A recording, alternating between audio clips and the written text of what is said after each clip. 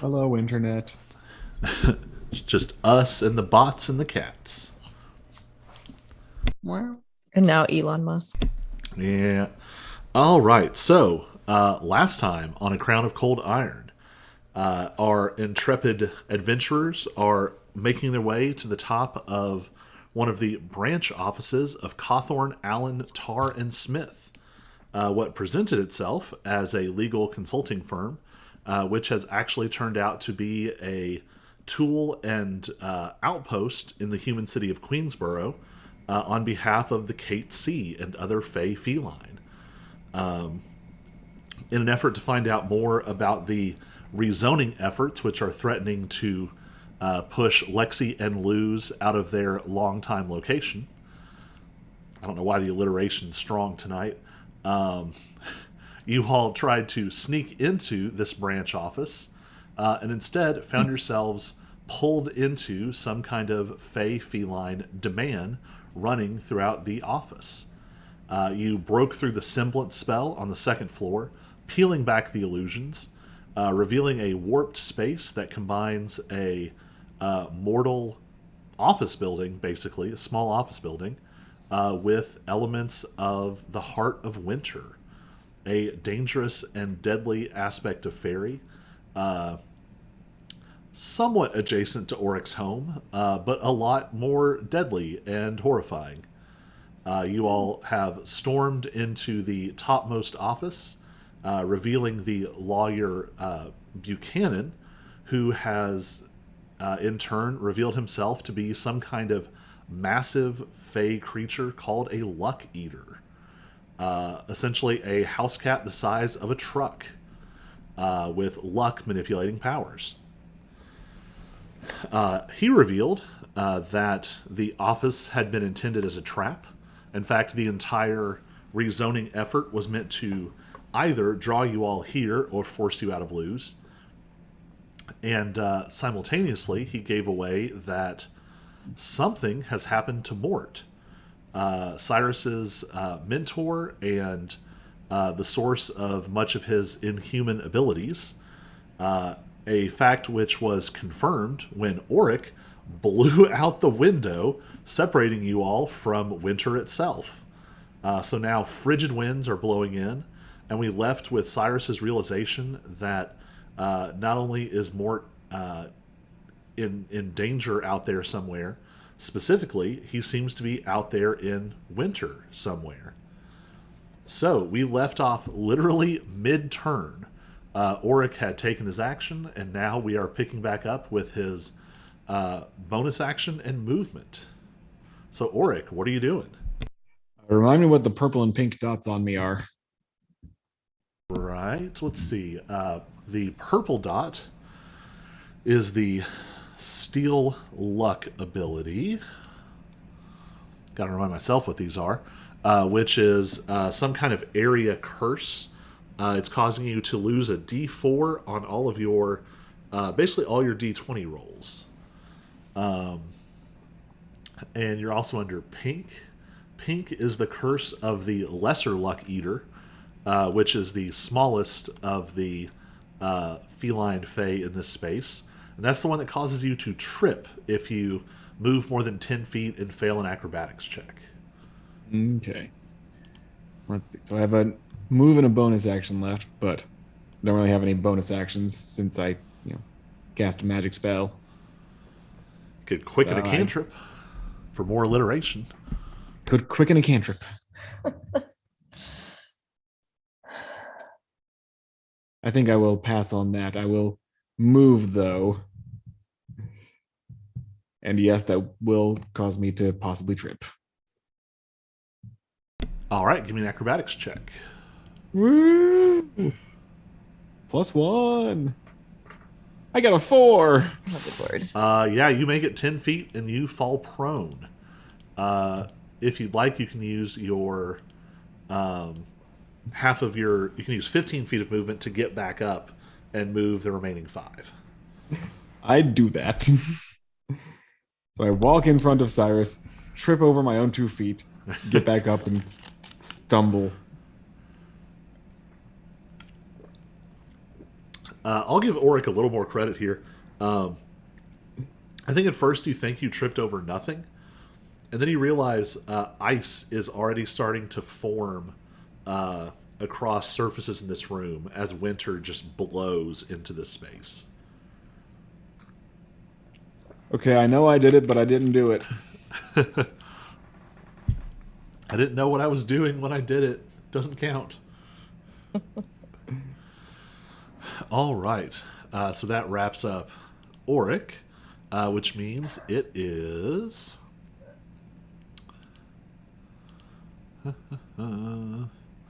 It's probably time for a legendary action. No. Buchanan knows that Lexi is coming up, and so he is going to use a legendary action to impose misfortune on Lexi. Oh no, Lexi already has misfortune. All Can't right. double it up. In that case, instead, yeah, he's got to use this one. All creatures within 60 feet of Buchan need to make a wisdom saving throw. Ruh-roh. I'm off to a great start. 19. 6.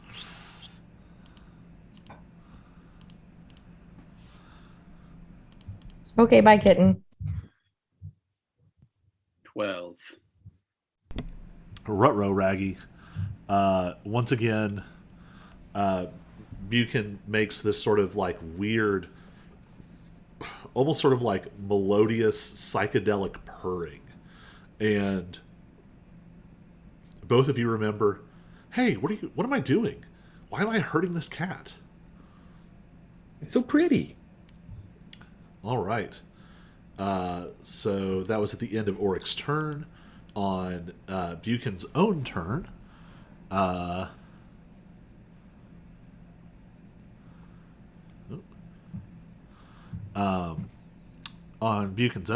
Buchan is going to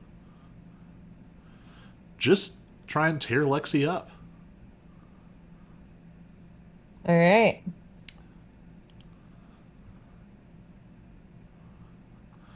First attack is a miss. Oops.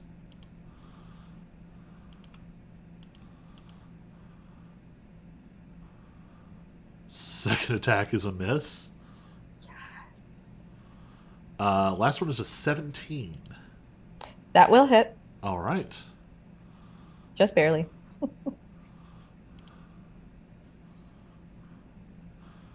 So this giant cat is going to lean down and try and maul you.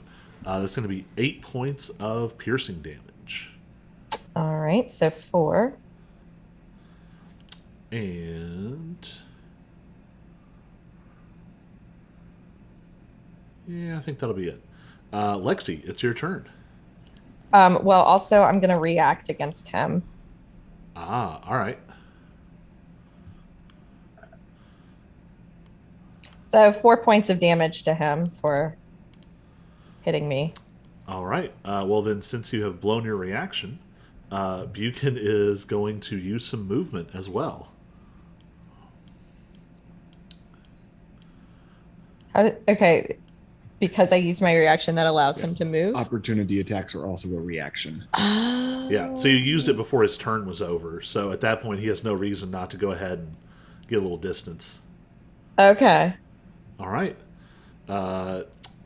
So, yeah. It is Lexi's turn.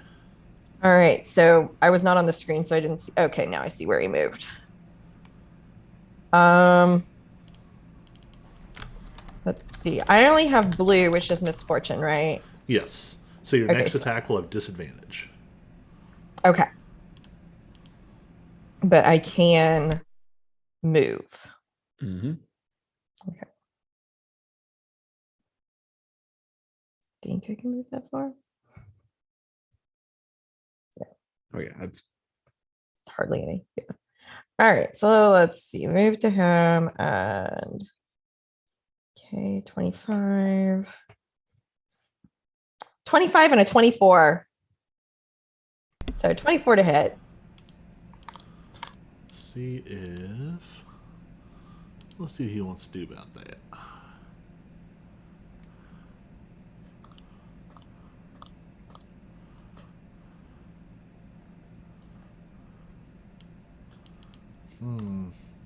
Yeah, he's got nothing. All right. Okay. 12 points of bludgeoning damage. All right. I don't And know I'm if I've gonna. been doing this correctly. Uh, is that your second attack? I'm about to roll my second. My disadvantage second. Oh, that was a 9. So, All right. because I'm assuming both my attacks had disadvantage. Um, no, it's only the next one. Okay, then I rolled a 15. 15 will hit. Okay. And that's another 12 points of bludgeoning damage. Nice. All right. So on both of these, though, what you notice is there's this sort of wavering psychedelic pattern glowing, just sort of radiating fey energy off of Buchan's skin, and each of these attacks does less damage than you expect. You net a total of 12. Okay. That was your action and your movement. Anything for your bonus action? Nope, because my only bonus action is raging. I'm All already right. doing that. In that case, I need to get a little distance here. Poor kitty. There's only one kitty still alive.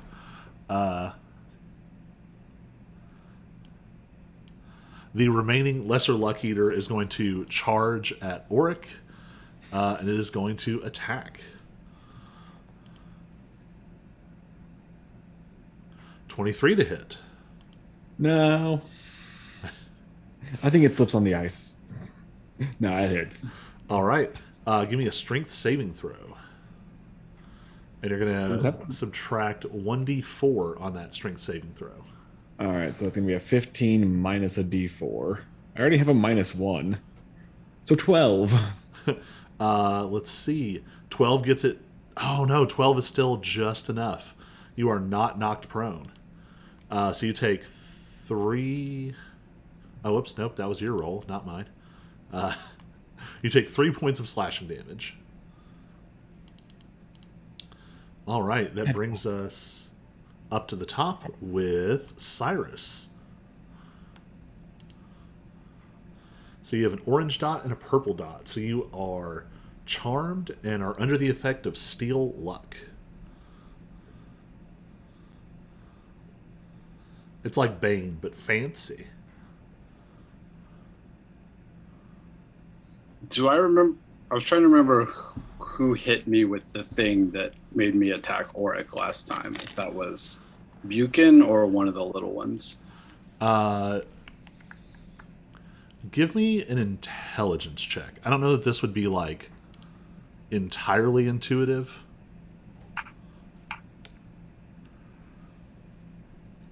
Eight. On an 8, there is so much sort of misfortune magic happening in this room that it is very hard to say. Okay. Um,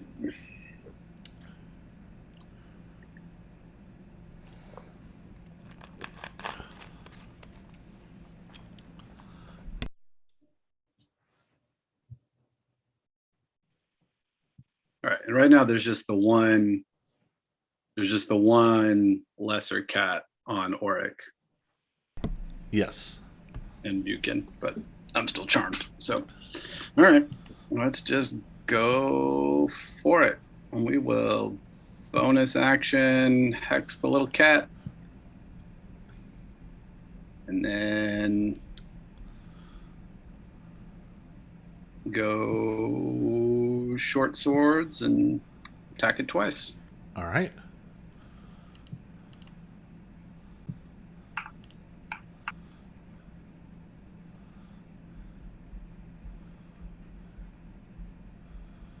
16 and an 11. All right. On the So the 11 definitely doesn't hit. Roll the 1d4 to see what you're losing for steel luck.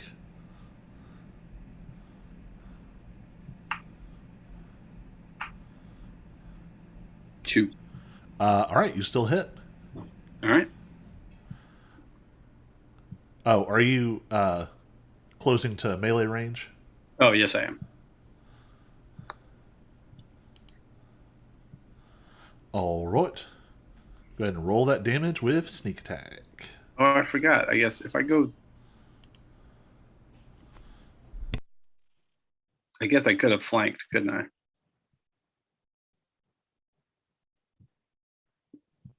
Yeah, I guess I you could've. So it doesn't make a huge difference, but. I was gonna say there's almost no way you don't kill this. Yeah, you're guaranteed to kill it at this point Okay. because your sneak attack will do more than the rest of its health. All right.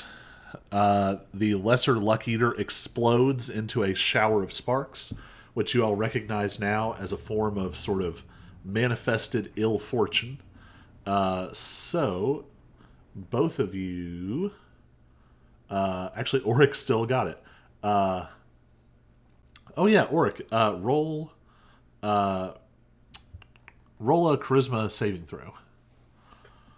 Okay. A 9. All right, didn't matter.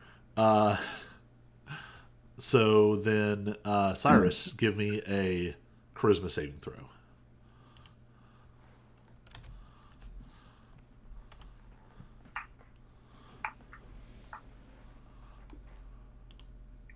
$19. All right, you managed to resist the curse. Let me also double check here.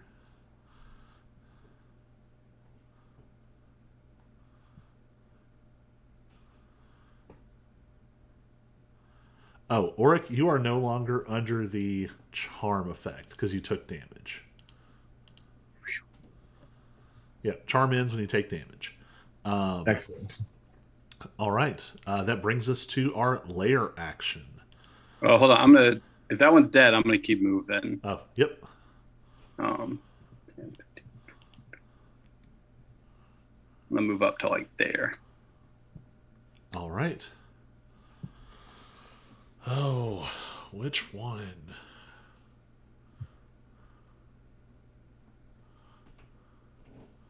I think it's going to go big. Everyone roll a 1d4. 1d4. Yep. We all rolling. Yep. 1.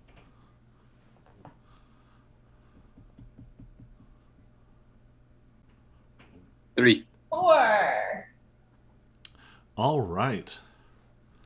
That's a decent roll.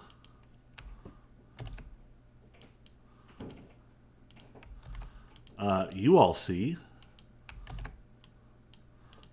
new felines coming out of the sort of ambiguous space to the north of the room. And one of them is the like humanoid feline shape you have associated with the greater luck eaters. All right.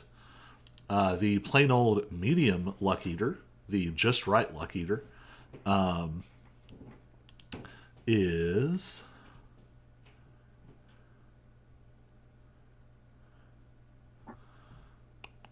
oh, yep, he can get there.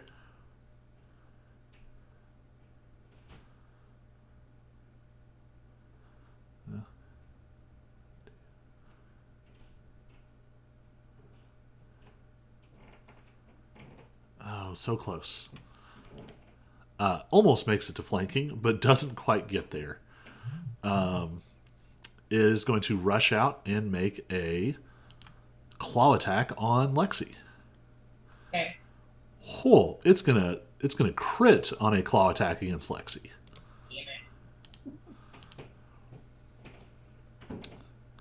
That's 10 slashing damage. 6 psychic damage, which is the only type you don't resist. And for one turn, you are going to you're going to have 1d4 subtracted from your next attack roll, ability check, or saving throw. Okay. And I can still react to that, can't I? Yes. That's 8 points of light radiant damage. All right. This creature rushes out at you. Oh yeah, since it rushed, give me a strength saving throw.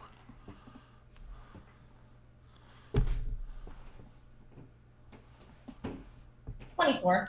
All right. This is not surprising. A normal person would have had a lot of trouble with this. This thing's the size of like a mountain lion, and it just like runs out at you and fully anticipates like knocking you over so it can just tear in, and instead it just sort of crashes against your barbarian might and just kind of and slides off. It's like it lands up. It's like it ran into I'm like the mime in the invisible, wall. Yep. The glass box. And then there's a burst of radiant light, and it's also hurt. All right. So just to play safe, Buchan is going to burn a. Is going to burn a legendary action to give Lexi. The misfortune curse. Is that the blue one? Yep. Okay. All What right. was the other thing that I just got? The other thing is that your next attack roll has minus 1d4. So Okay. your next attack roll is going to be rough. Okay. All right. It's gonna have to be a crit. Auric, you are up. Okay. And I'm no longer charmed. You are no longer charmed. So I will bonus action cast Melf's Minute Meteors. All right. And then immediately launch 2 of those meteors at Buchan. Immediately. Immediately. All right. So that'll be 2 dexterity saves of 15 each. And let's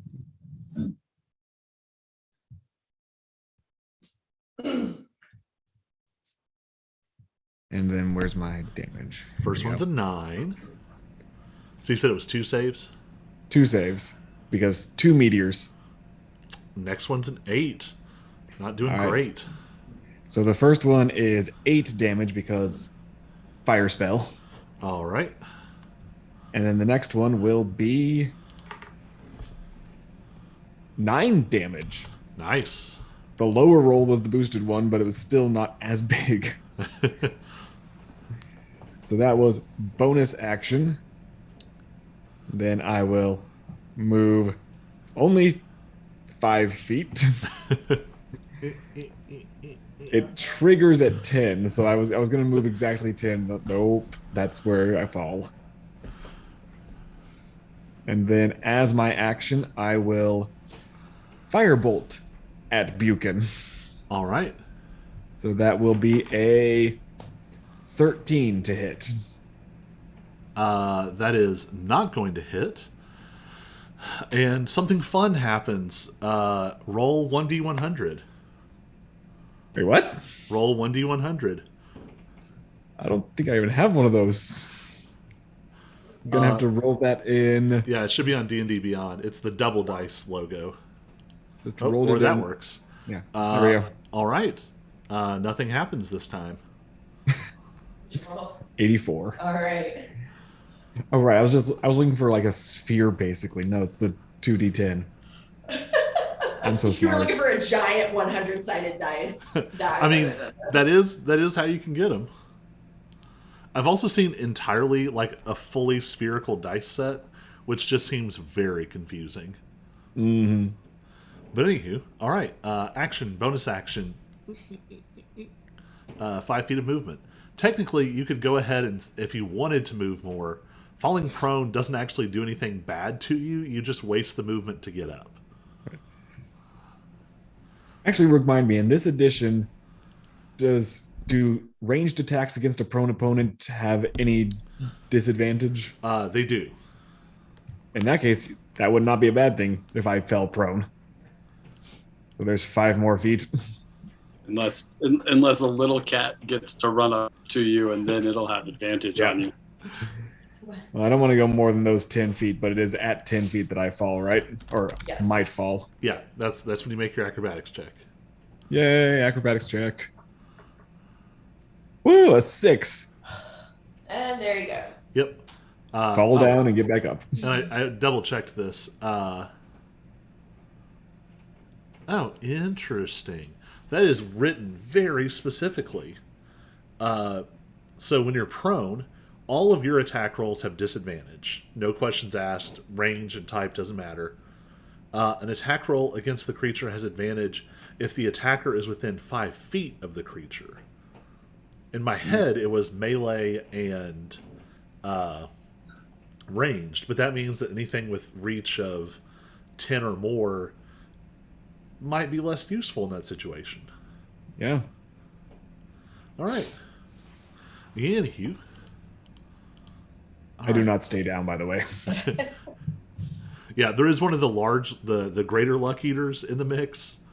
If you give them a full turn to wail on you, you're going to have a bad day. Yeah. So, looking at what's going on.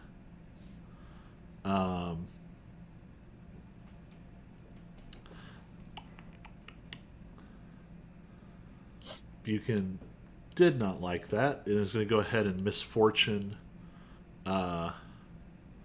Auric as a legendary action, and then the Greater Luck Eater is going to go. Misfortune is disadvantage, right? Yep, and just on 1 attack. Okay. The Greater Luck Eater is going to... Yeah, he's going to try and pin down Cyrus. So dashes out. Well, not literally dashes, runs. And takes on the takes on the giant opalescent tiger form and comes charging out at you. And it's going to make some claw attacks. First one's only a 13. That's probably not super helpful. Miss. Next one's an 18. That'll hit. All right, and since it moved this turn, give me a strength saving throw.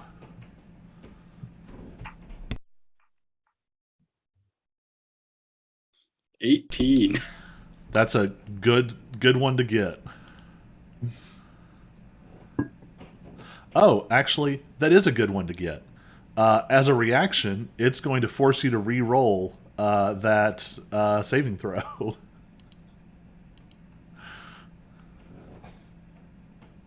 Two. All right. So you like almost like Matrix dodge out of the way as the second paw comes down trying to knock you over, and there's like a weird, like you're almost like ripped back into place, and suddenly you like remember not moving as well as you had expected, and the paw catches you and boom, takes you to the ground with 11 slashing, and that's going to give it a bite attack. 17 to hit. Yes. For another 11 slashing and 6 psychic. Okay. So I'm gonna uncanny dodge that one. All right, so that'll reduce both the slashing and the psychic. So that would be 3 psychic and 5 slashing. 5 slashing. Am I prone? Yes. Okay. That was what it made you re-roll, because if it knocks you prone, it gets to bite you. Okay. All right. Buchan has one legendary left. Excuse me. And it's going to go ahead and burn it to throw you a misfortune. And it is Buchan's turn. Buchan is looking rather hurt. So Buchan is going to shift 5 feet over to set up flanking, and is going to make a full round of attacks on Lexi. Going to open. Oh, whoops, nope, with advantage. So that's a 20 to hit on the first one. Yeah, that'll do. That's 11 points of slashing. Which becomes 5. And on the second one. Oh, that was so close. One of them was on the 20 and one was on the 19. And they did that slow roll to the next face. That's only a 14 to hit. That will not hit. And last claw. It did the exact same thing down to the slow tilt. I thought for sure he was going to crit on you. All right. Well, that was an underwhelming showing. And it is Lexi's turn. Okay.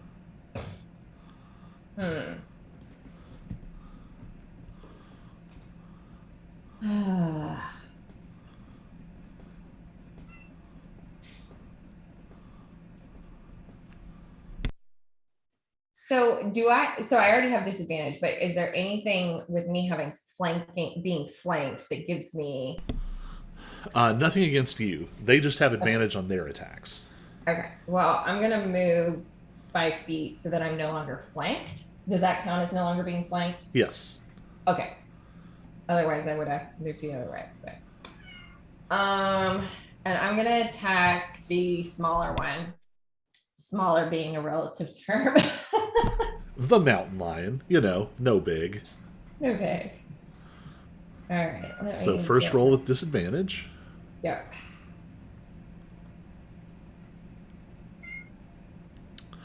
Come on, do it again. Well, it's a 12, so does a 12 hit? Oh, let me look. 12 does hit.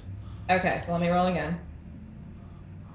That would be a 9. All right, 9 does not hit. Okay. Now roll again for my second turn. A 10. It was on a 16 and it just went to the 3. Was that with disadvantage or was that? No. Okay. I was say yeah. No. The disadvantage is only on the first hit. So. I wish. All right. Anything else? Nope. All right. That brings us to Cyrus, who is starting to look pretty hurt. Yep. Quick question: Did I get my save on Buchan's charm at the end of my last turn? Actually, you don't even need to save. If you take damage, the charm is over. Oh, okay. Color coding these was a very good idea. I would be in real trouble.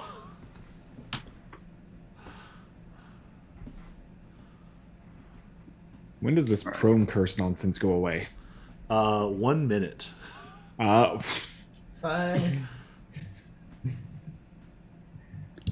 Pratt falls for 10 rounds. Gosh. Okay. There are other ways for it to go away, but they're not good either. Unpleasant. Got it. Yeah.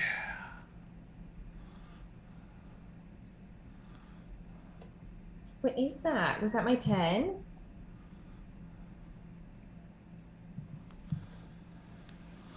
Yeah, we're just gonna beg. So I think we did decide that we really should have fixed it, and we keep forgetting. Auric does have additional health potions that we've been kind of keeping in like a quantum super state where simultaneously all of you are holding them. So if you need to use one of those. I'm gonna All right, so half my movement to stand up. And we're going to try make a melee attack. Okay, we are going to try doing a booming blade on the Luck Eater on me, I think. Unless you said Buchan's looking hurt. Yes, there are now some substantial like cuts and slashes across its hide. Okay. And burn marks. Yeah. The room smells like burned hair.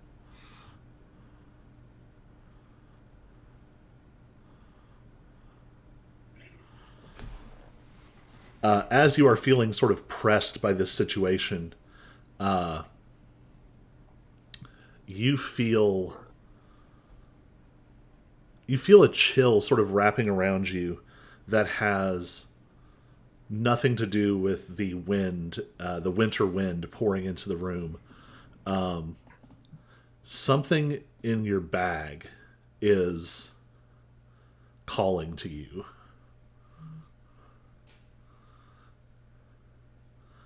You know that you've got the bracers in there.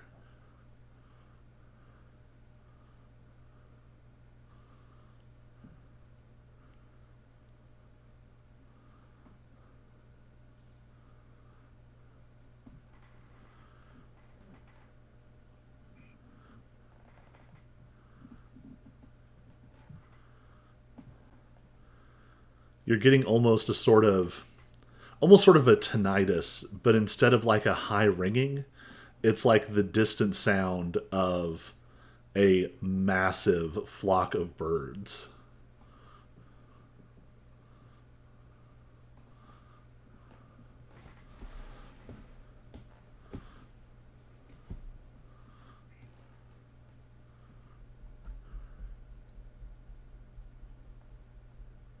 Will he do it?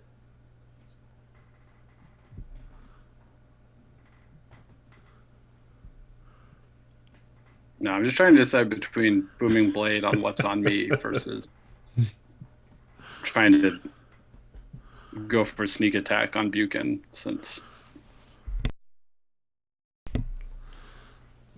It's okay. They've waited 1,500 years. They can wait one more round. so because I don't know if booming blade would be enough to dissuade the Luck Eater from coming after me anyway. Give me an insight check. Just for grins and giggles. Okay. And actually, for fun, everyone can do this. 7. Insight. 6. Are we all doing it? Yep. Oh. And all the pressure's on you now. I thought that was directed to Cyrus, though. Oh, well, that's a nat 20. All right. I think, Lexi, you just noticed this because it just keeps happening. The lesser Luck Eaters don't seem to have any sense of self-preservation. You don't know if it's because they just have this sort of unwavering loyalty, or if it's because they're being sort of magically compelled, or maybe they just don't even have like, sort of complex thoughts of their own. But you keep watching them burst into these sparks, and you get the impression that on some mechanical level, their purpose here is to die. Okay. A lot of them are actually worse dead than alive. Right. Yep. When they explode, yeah, things happen. All right. Well, then Cyrus will bonus action disengage, shift to there, and shoot at Buchan. So you do have your misfortune. Yeah, I don't remember what. Well, that's a nat 2. So All right. Roll me a 1d100. Yeah.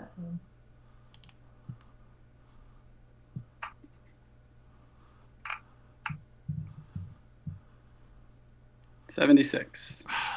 Nothing Trombones? happens.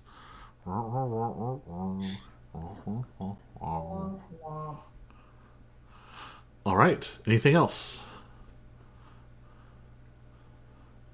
Nope. All right.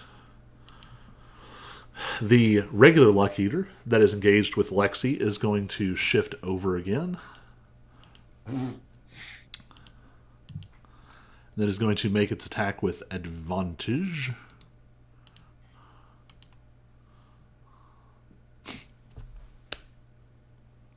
Rolled a 2 and a 3. Yeah. It doesn't seem fair that Lexi has resistance to everything and a million hit points, and they just roll awful against her. And poor Cyrus just gets fed the meat grinder every turn. All right. It was that nat 20 insight check that I rolled. Yep. You just felt the tiger in that moment. Auric, you are up. All right, so I have disadvantage and minus 1d4 on my next attack roll. Yes. Okay, bonus action, 2 more meteors, so 2 more dex saves from Buchan. All right.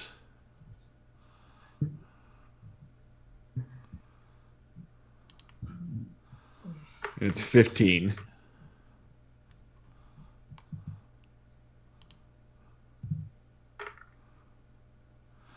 Passes the first one. Okay. The first one was 10, so that becomes 5. And let's try the other. 17. All right, that was a 7, so it becomes 3. All right. Still wearing him down. He's not looking great. And that's only a bonus action, right? That was bonus action. Cool. It's a 6 spell. All right. What's your action? For my action, I'm going to heightened cast a level 4 fireball. So Buchan has disadvantage on his saving throw. I'm putting it behind him so it won't hit Lexi. Thanks. Unfortunately, I couldn't also hit the Luck Eater because it moved. Right.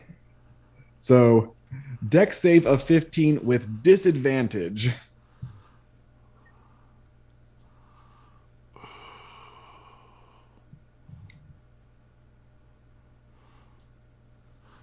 Give me a 1d100 roll. This is a pure luck check. I'm allowing this luck check to interpret the rules of this ability. 89. Okay, I'm gonna lean it in your favor. All right, dex save with disadvantage.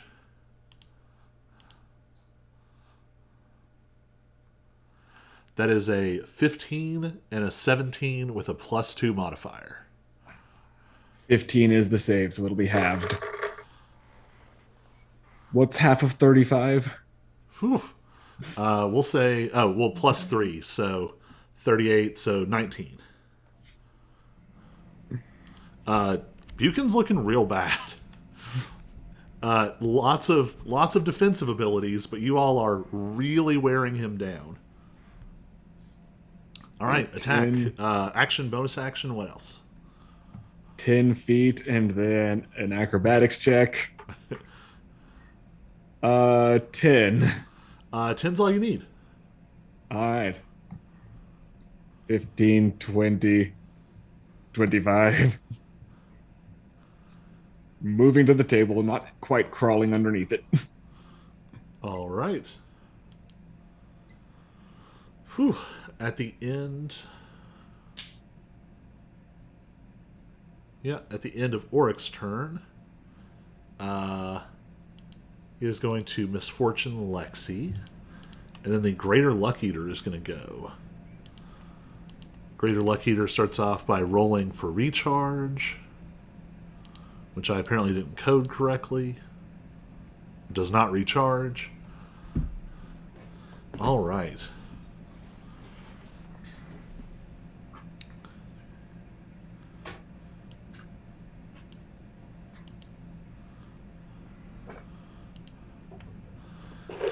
it is going to go after Joe, go after Auric, who presumably thought he was safe. I'd hoped. And apparently you still are. First attack is an 8. Second attack is a 12. Woo! All right. Oh, did I skip? Oh well, that's my bad. I missed our lair action this turn, didn't I? I guess you might have.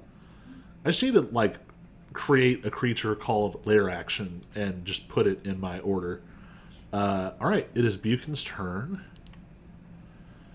Buchan is going to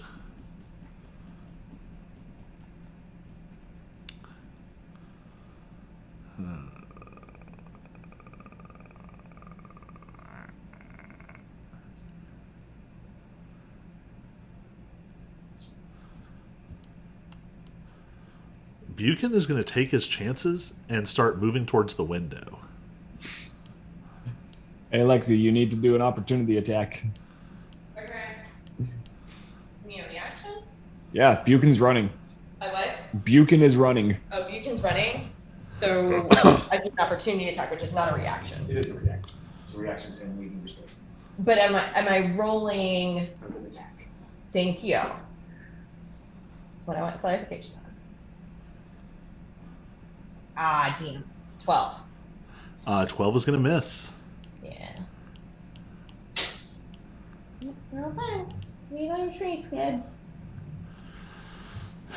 So, what is he going to do?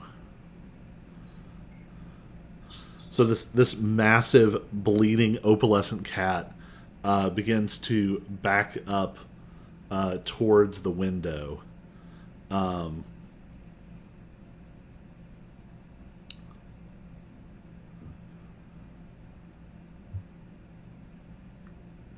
Who has looked out the window since you all have been here?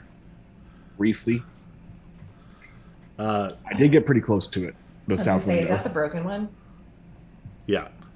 Okay. So, Auric, give me an intelligence check.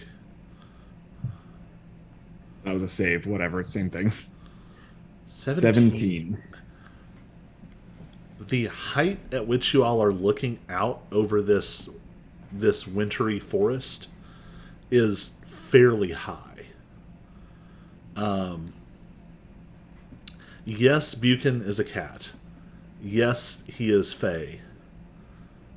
That's still a very long way for a very large creature to fall. Good to know.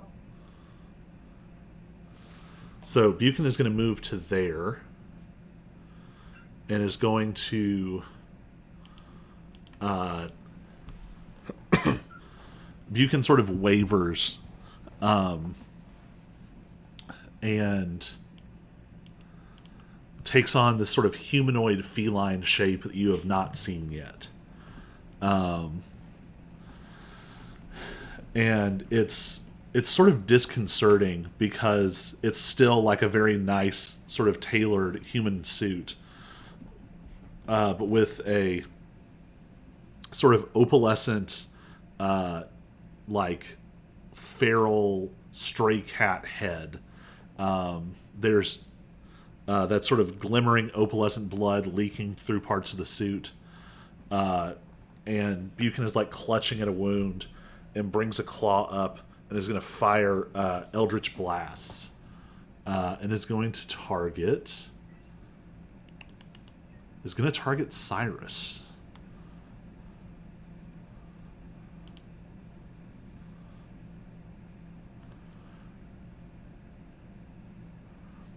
You're kidding me.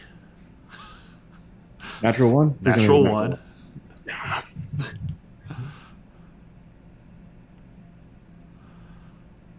That's an 11. Man, just can't get its act together. These Eldritch Blasts take the form of like this riotous rainbow of colors in the shape of a bolt that and blow giant pieces of the table out. And that is Buchan's turn, and it is Lexi's turn. All right. So Lexi.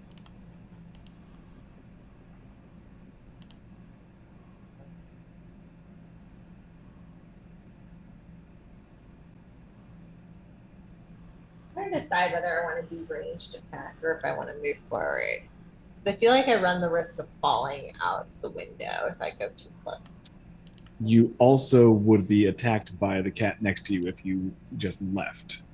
Good point. Forgot I was still engaged with that. All right, so I'm going to use my javelin to aim at Buchan.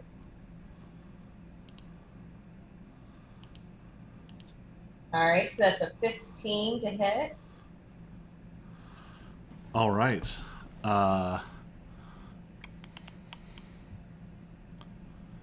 15. Buchan is going to consume the Steel Luck effect on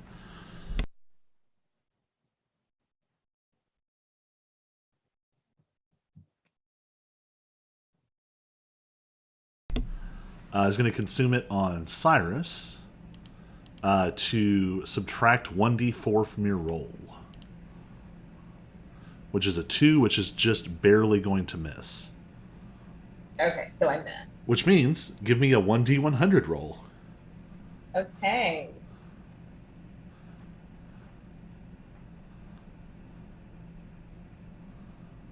$76. Unbelievable. All right. The exact same number I got. So it is. You still have another attack, right? Yes.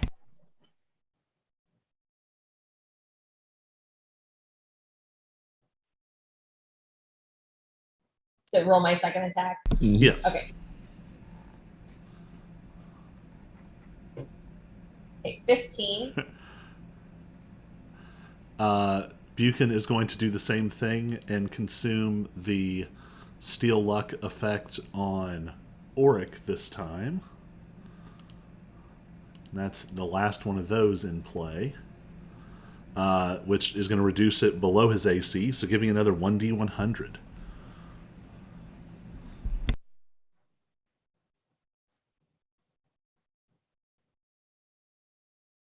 Seven. Ha ha! So you get to repeat the attack roll against Cyrus. So I attack Cyrus? Yep. Okay, just making sure. With the javelin. Yep. Okay. Well, that's an 11. Well, that ain't gonna do it. Okay. Would have been neat. All right. It was almost, it was really close to like an 18. So With that, it is now Cyrus's turn.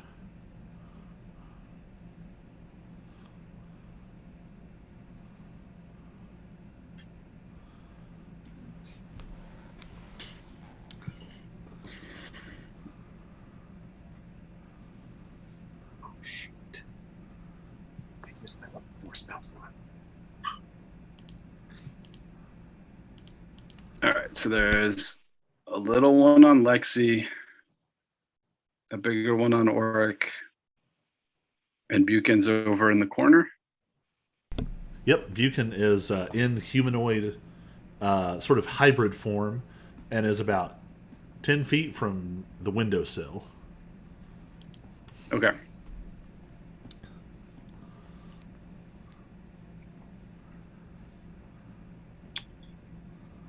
Okay.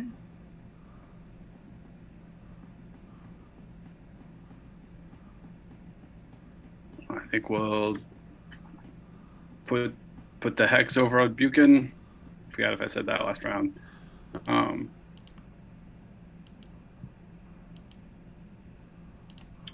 Steady aim and try to shoot him. All right.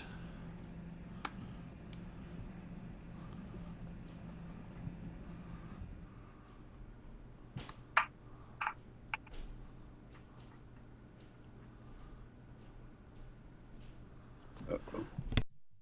18 to hit. He's getting real close to the bottom of his bag of tricks. But he's got one more. Buchan is going to use his redirect legendary reaction and is going to assist you in targeting Auric instead. Yeah.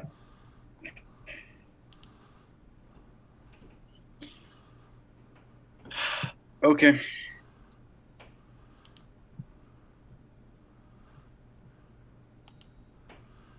So that is an 18 to hit. Yes, that will hit.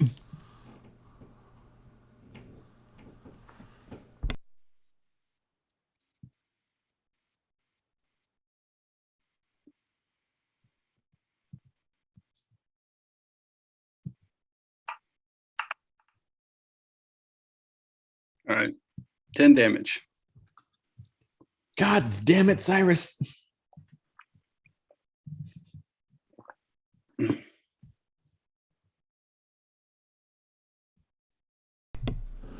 I was double checking the wording on sneak attack. Yeah. You can deal extra can. damage. Very grateful. I am not required to. All right. So that was steady aim, right? Yep. So that's my whole turn. All right. The Bobcat Luck Eater is going to move itself into Lexi's path and is going to attack.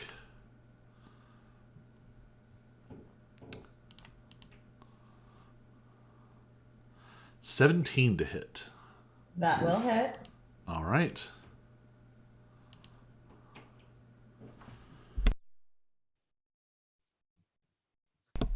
Five slashing and 2 psychic.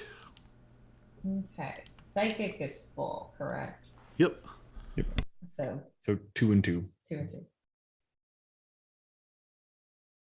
Oh, I almost forgot it again. Lair action. What? Sorry. Okay, so your misfortune is Do clear. I get to react to that, don't I? Yeah. Not a lair action. What's the attack that To the attack that I just took damage from. Oh, yes. 9 damage, radiant. All right. It is pretty hurt. Lair action. Man, it's a really good thing I missed this last turn. Auric, Didn't do you it. are the last one who still has curses on them because you have Jeez. been avoiding making attack rolls. Yep. Give me a charisma saving throw. It was on the 20. 8. All right. Got a +6.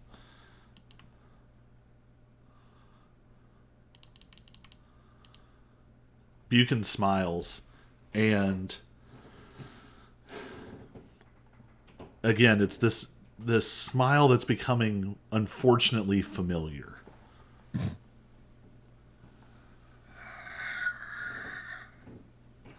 Just teeth, impossible amounts of teeth from ear to ear, almost crossing into this weird space between like a cat, an anglerfish, and a shark. You would almost say there are too many rows of teeth, and the teeth are too large. They shouldn't all fit in that mouth. And Buchan smiles, and with that snap, the curses that are sort of wrapped around your body suddenly twang and go taut, and then snap with this burst of psychic energy. That was so much buildup and was not as cool as I'd hoped. You take 14 points of psychic damage. Ow. All right. And now it is your turn. I am so miffed because this entire fight I've been waiting. And last round, I finally gave up and used my 4th level slot. And now he's in a position where I could have used Wall of Fire.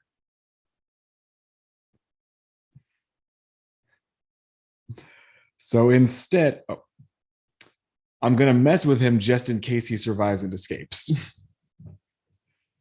I turn to Lexi and Cyrus and say, don't forget Lambton said no witnesses. Deception check. I'll give you advantage on this.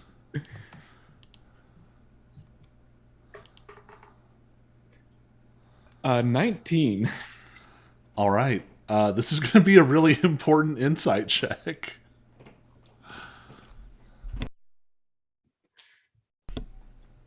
All right. Buchan has heard what you have said and will respond in a way. All right. What are you doing on your turn? So now bonus action for the final 2 meteors from minute meteors. So that's 2 more dexterity saves. All right.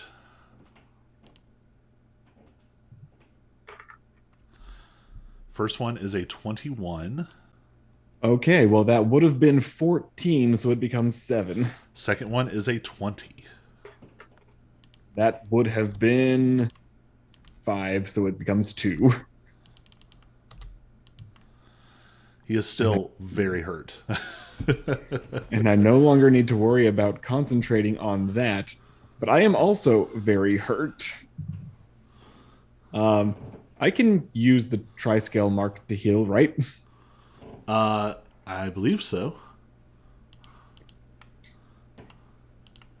I'm going to try to reach into the power of the tattoo to heal myself. All right. Up to half your hit dice. So that is 3 hit dice.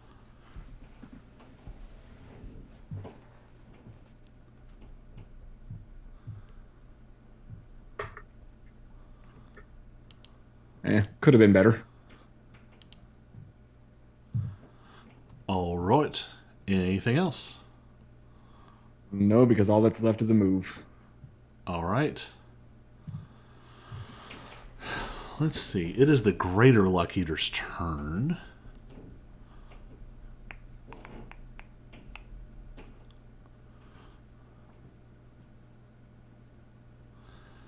It is going to...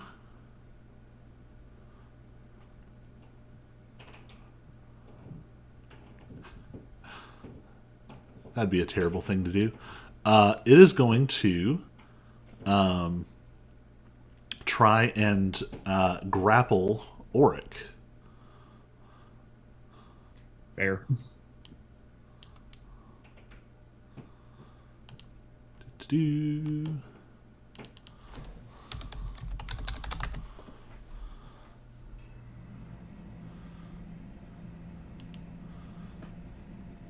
And as is the tradition of D&D everywhere, I have to double check the rules for grappling. Yep. No matter the addition, it gets used so rarely that no one knows how to do it. Yep. All right. So it's going to make an athletics check against you. That's a 10. So make your choice of athletics or acrobatics. Okay, well, athletics is a -1, acrobatics is a +1, so... dirty 20 on acrobatics. All right. So keep your die right there. He's going to burn another attack and try and grapple. That one's going to be an 18. And that's going to be an 8. All right. You have been grappled by this creature that is going to try and hold you in place. All right. It is Buchan's turn.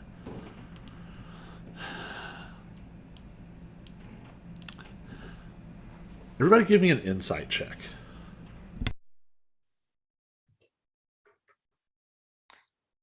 23. 5. I can't even see what I rolled because it's behind the time. 17. All right. Cyrus and Lexi both catch this. There's kind of a struggle going across Buchan's face here. Buchan, looks at you all and scowls, and then looks outside and also scowls, and kind of looks back and forth once or twice, and then lets out a very deep breath.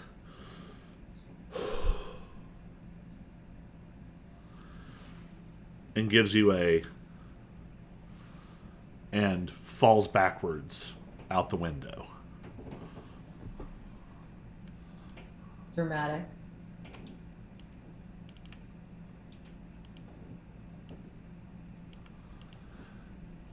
So,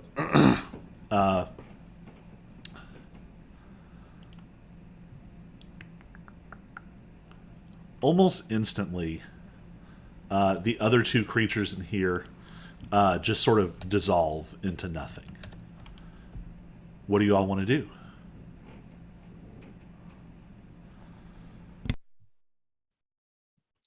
Investigate the computer. I'm going to rush to the window and see what's happening with Buchan. All right. Give me a... No, I'm not going to make you roll for it. So you rush to the window. You are high enough up that Buchan is still falling for about half a second when you get there. You just have time to see, twinkling feline eyes.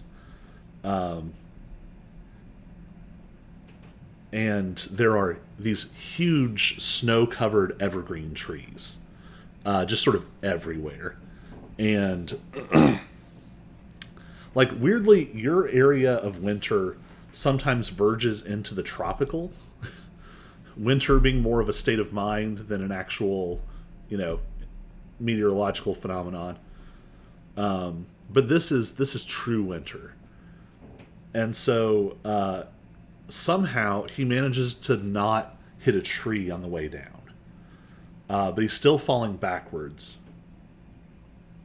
And you see just in time as Buchan falls, and almost like it was perfectly placed there, there is just a large sort of dark gray stone. And it doesn't it's not like a stalactite which is coming to a point. It just has a gentle sort of dull point to the top of it. And it cracks perfectly across Buchan's back. And Buchan is just laying there. And you can see the opalescent blood is just pouring out of the suit. The form of the suit dissolves. And once again, it's a somewhat smaller this time. This time it's the same sort of strange opalescent feral cat. But now about the size of the mountain lion creatures you've been fighting. And it lays there for a moment. And now give me a perception check with advantage.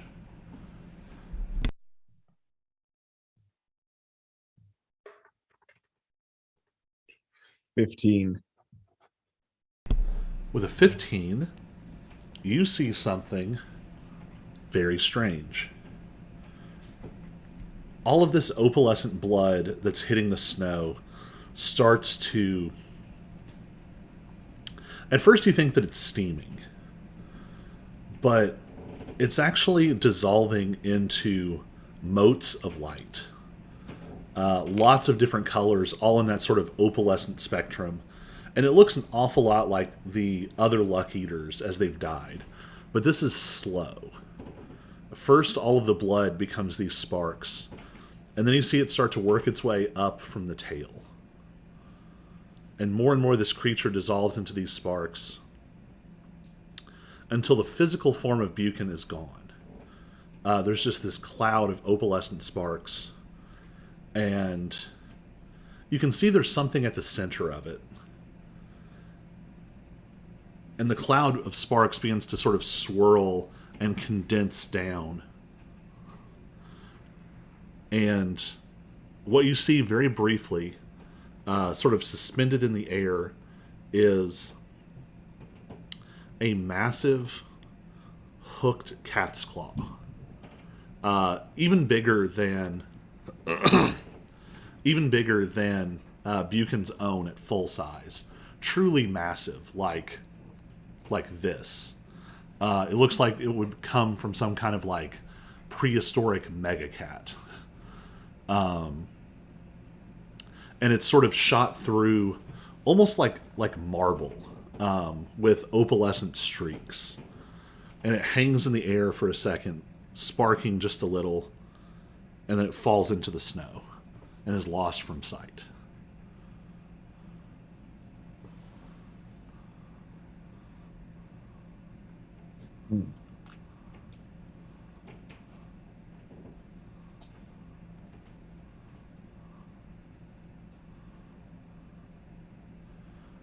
Well, I think he's dead.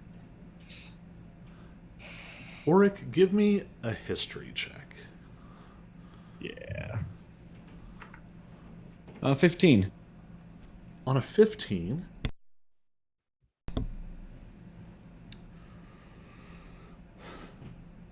there's a phrase in your head, and on a 15, you can't quite put all the pieces together.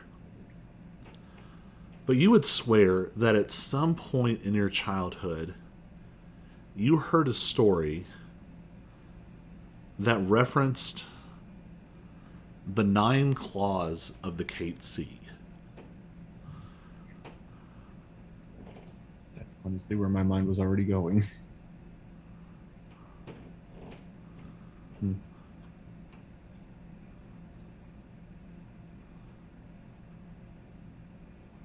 And to be clear, it didn't vanish. You watched it fall into the snow, and you can still kind of see where it fell. How far down is it? Let me reverse engineer this from the average falling damage it would take to kill him. Fair. Falling is a d6, right? Think so. 3.5. I would say Let's it's just say 100 feet. Okay, I was just gonna say more or less than 600. Yeah, it's about 100 feet. Okay. Well, if we want to go down there, I could feather fall us down, but I don't know how we would get back up. Do we have some rope? I think we've got those paracord bracelets. I've got one at least. I think I have one too. We could lower you down and bring you back in.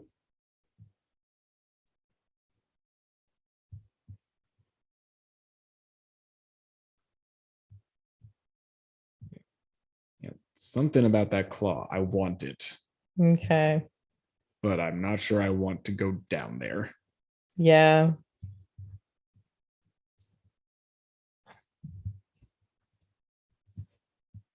Nobody's got a grappling hook. Note to- I think you all have, or at least some of you have, paracord bracelets. Yeah. Yeah. I thought I did. I don't have it checked. I don't know why. I've got a piton. It's not a grappling hook, but I have handcuffs. Oh man, I could have learned that. Oh well. Could have learned how to fly. Instead, I learned how to blow things up.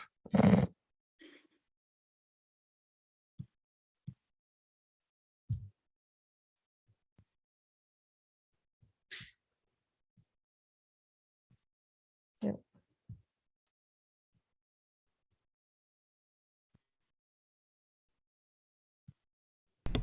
Yeah, if you got rope, paracord, Yeah. I say, crowbar. I think we should be able to lower you down with paracord. I mean, how long is a paracord supposed to be? It's 50 like feet. 50 They're 50 feet. feet. And you've got Okay. two, so.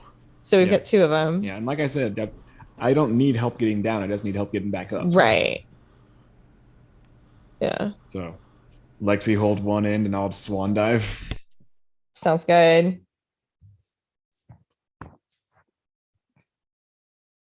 I'll come over. Although I guess why burn the spell slot if you don't have to? We'll try and lower me down, and if I slip, I will cast Featherfall. Okay.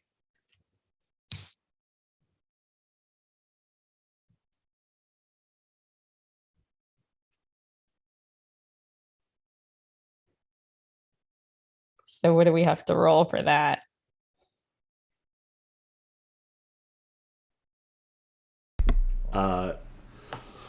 Let me click a few settings on, and we're going to go to a different map.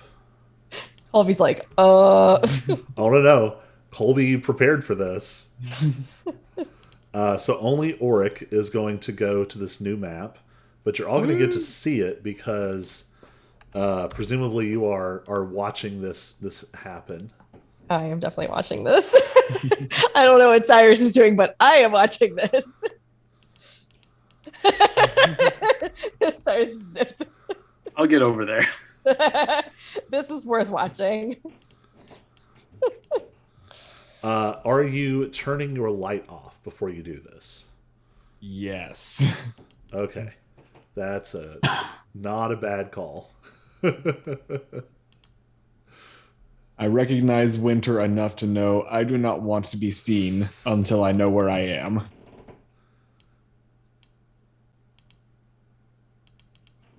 All right. What I'm going to do is drop. I'm going to drop a Lexi and Cyrus on here as well, just so that you all can see. Okay. Because you all are looking at a black screen now, right? Yes. Auric, can you see anything? I see my token and a lot of black. Yeah, I don't even see that. Okay, you'd have a little bit better vision than that. Let me turn on some global illumination. Does that give now you I a can little see bit of light? Yes. Yes. Still don't know where Auric is, but I have my guesses. The tundra at midnight. The Oh, tundra. can you still not see anything? Oh no, I can. Yeah, I just don't know where I am Oh, in the midst of all of this. Or where Auric is in the midst of all I this. just accidentally locked my computer for a second. Oh no! Okay, now I see where we are.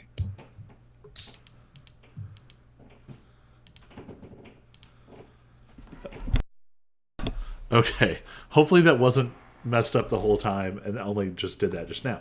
Okay, so Auric, can you see? I can. Okay, there we go. So that tall rock in front of you is where Yes. he fell, and when you look up, you can just barely see that like red glow of those emergency lights, seemingly coming out of nowhere, just like up in the middle of the sky, almost like there is an invisible door, and the door is open partway, and that light is shining out, and that's where the paracord is coming down from. Okay, so no rappelling up. It's gonna be all pull me. Also, Thankfully, there are two people to work on that. how are you approaching this? What is how are you going about this? So you're lowering yourself down. keeping an eye on the spot where the claw went because that's my target. All right. Give me a perception check with disadvantage. Uh-oh. And I already got +0. And so I lost a crit on that. I got a 9. Oh no. All right. Auric, you keep your eyes on the claw. You know for sure where it is. You're not really tracking anything else. Right. So you're lowering yourself down. Are you trying to be quiet? As much as you can when you're suspended in thin air. All right. Give me a stealth check.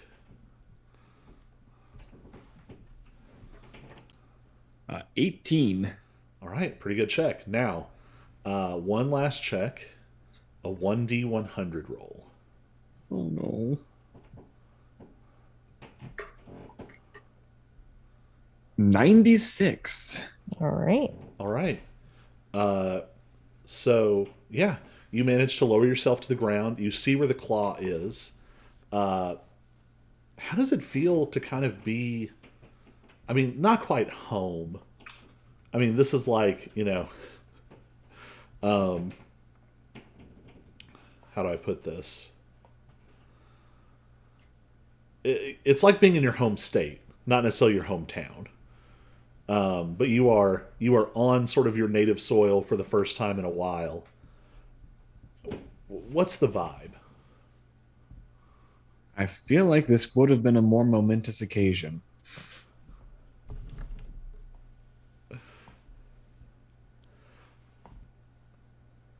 Mm. All right. That's basically the vibe. Is it feels like this should mean more than it does. So I'm going to give a little more third-person omniscient here. What Auric does not see, as all of this sort of unfolds, is that there is a hut, maybe a house. Aesthetically, it's a hut. In terms of size, it's actually comparable with like a two-story humanoid home. Tucked away in these woods, sort of hidden by the trees. And as Auric is lowered, the audience can see there is a pair of eyes watching from the window as he is lowered down to the snow. Uh-oh. There's a very tall figure, backlit. The only source of light is like a flickering hearth fire, but the colors are wrong. The colors are strange and stretch across a wider visual spectrum than they should. And so this backlit figure is watching you being lowered to the snow. The claw is only a few feet away. It's fallen through snow, but you can clearly see the indentation where it fell. It's about this big. What do you want to do? Can I fit it into my bag? Yeah, I would think so. It might take a little finagling, like probably like the pointed end is like sticking up and out.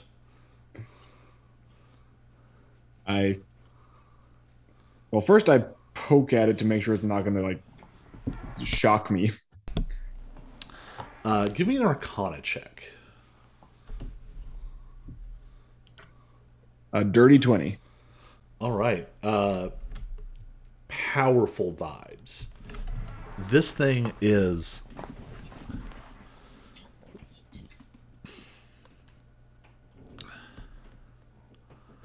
what you that energy core that you grabbed. The energy core you grabbed out of the semblance spell was powerful. And you could feel it sort of crackle as you touched it. Compared to this, it's nothing. This thing is unbelievably magical. and specifically, it is billowing out these huge waves of powerful winter magic.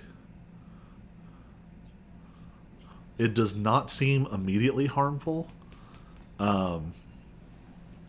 It does seem like something that is probably not something you want to like keep on your person for a long period of time unshielded and unworked. It also strikes you that it's probably very trackable. Yeah. Hey, Vela. Well, at the very least, I will put it in my bag and then tug on the rope. All right. Do you all pull him up? Yeah. Be wild if y'all were like, no, at last, our revenge is complete. Yeah. Bye, Auric. Nice knowing you. We got the poor lost puppy home. Now we're done. Campaign over. So, Auric, you are pulled, and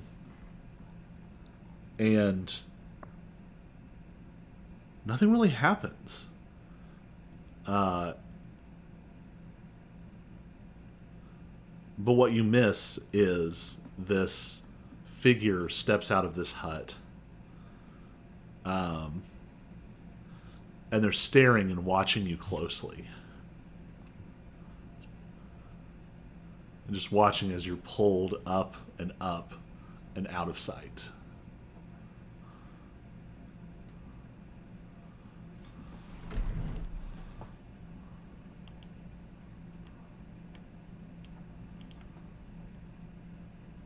All right, you're pulled back through the window. You are once again in the office. You now have this massive, glimmering, opalescent cat's claw. What do you all want to do?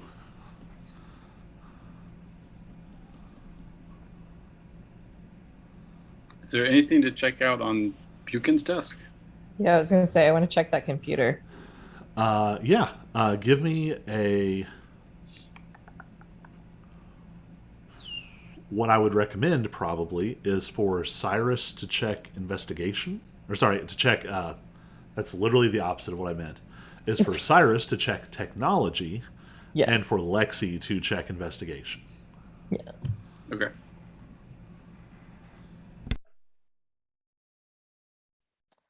Dirty 20 on investigation.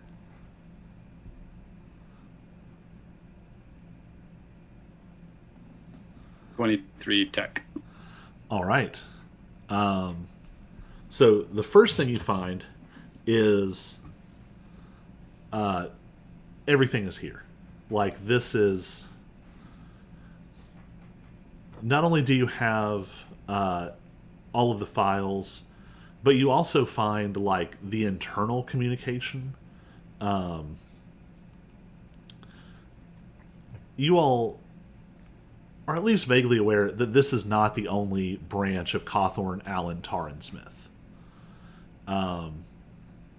You find communication.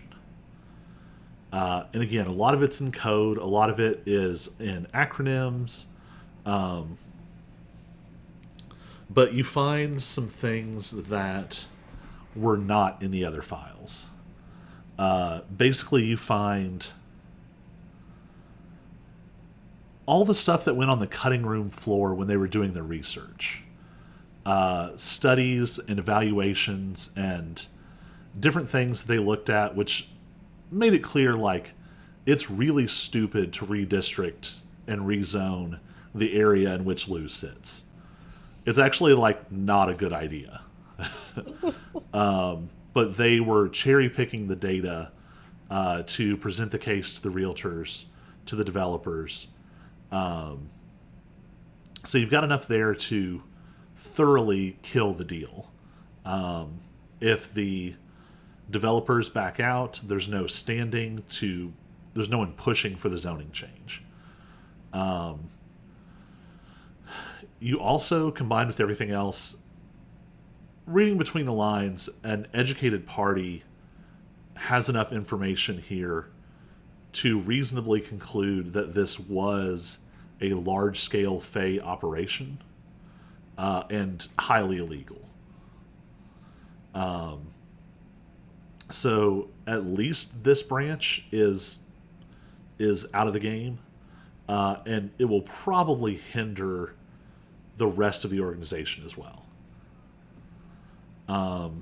You find more letters. Not like, well, in the sense of missives, but also in the sense of on the calendar and in some of the correspondence, there were acronyms and initials, and you find some more. There is C and P. They always appear together. Those are the ones who were here shortly before you were attacked outside the embassy. You find reference to a BE.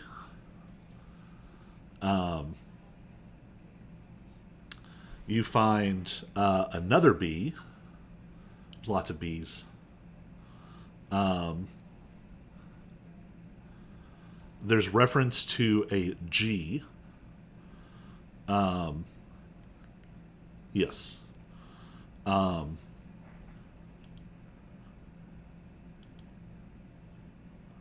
You also find a strange reference. The only note about this G is it's back and forth with this BE. And they're talking about what seems to be two items, both of which they call OT. And they talk about retrieving OT and OT from G. OT and OT. Yes. And based on the language choice, you gather that they are items and not people.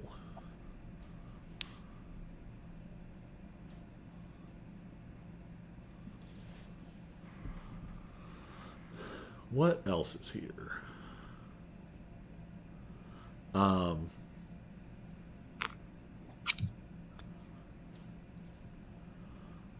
In examining, both of you rolled very well. You find some property information on a warehouse. You also find a report from a private investigator.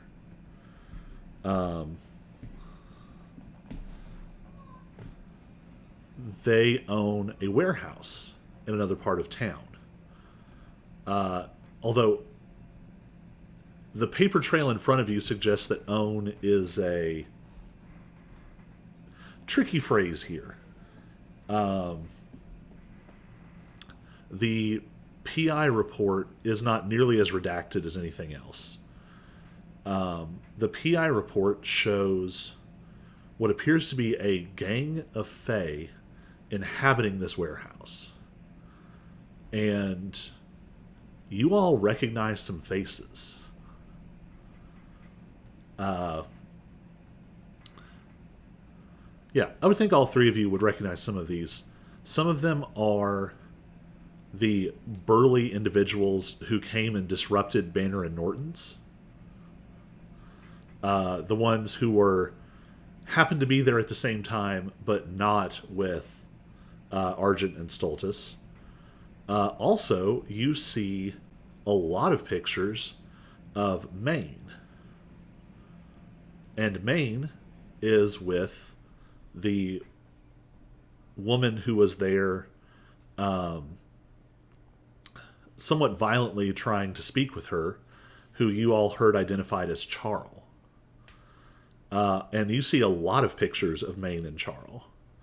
And they're not incredibly helpful because they're PI sorts of pictures. They're like coming in and out of buildings. They paint a somewhat complex portrait You see a lot of shots of them coming in and out of the same set of doors into this warehouse. And in some, they're laughing and smiling.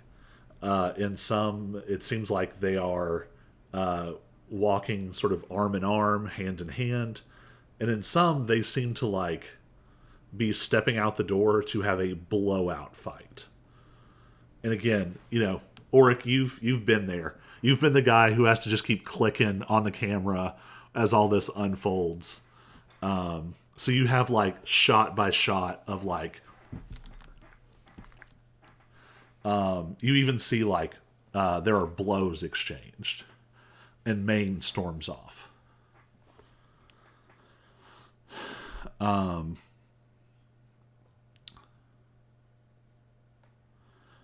Is that it?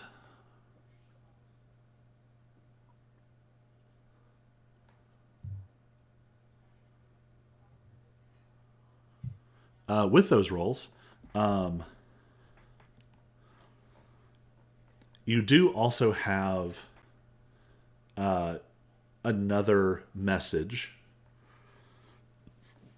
This one has no letter. And it catches your eye because it uses some of the only proper nouns in this entire email account. And it basically says, Taurus's girl in city, period. I don't know why I said city, so weird. In city. Will she be a problem? And the response was, I don't think so. Or at least not for us. Period. Let's wait and see.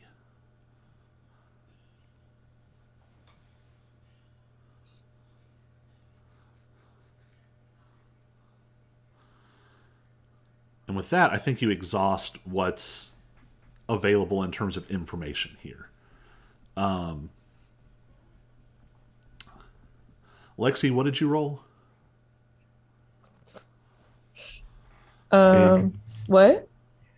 I said big. Yeah, it was high enough. Lexi's I was think it 20. was a dirty 20, wasn't it? Okay. Yep. Yeah. I think maybe this is something that both of you figure out. You're almost sort of like intruding in each other's spaces. And Cyrus, you're trying to use the keyboard in the keyboard tray. And Lexi is like, Lexi, how would you be checking this desk? I mean, I would certainly be looking at the screen for what, like what Cyrus is pulling up, but also like any other papers that are on the desk and, looking to see if there's like hidden places under the desk. I mean, it looks like a giant clear glass desk, but it also is 40 feet long, so it's also 40 feet long. So, there could easily be a hidden compartment. I should have just leaned into it and you all were shrunk down to the size of a mouse. That could have been fun. That would have been interesting. Yeah, so you're looking for hidden compartments and you realize there is a hollow area in the desk that does not correspond to a visible drawer. Okay. And you're sort of like,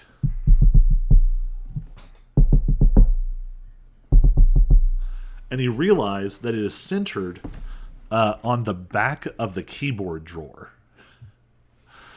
So there's a brief moment where you are both trying to like do your thing and you're getting in each other's way, and then there's like a click, and there is a large, like again as large keyboard tray behind a false back of the actual keyboard tray, and when you push it down, there is a briefcase in there. Oh, ho, ho.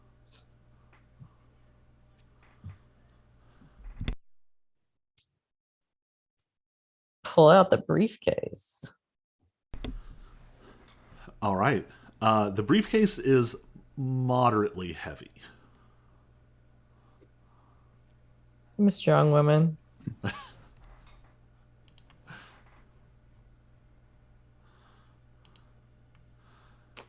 I gotta look this up before I throw out some wild number.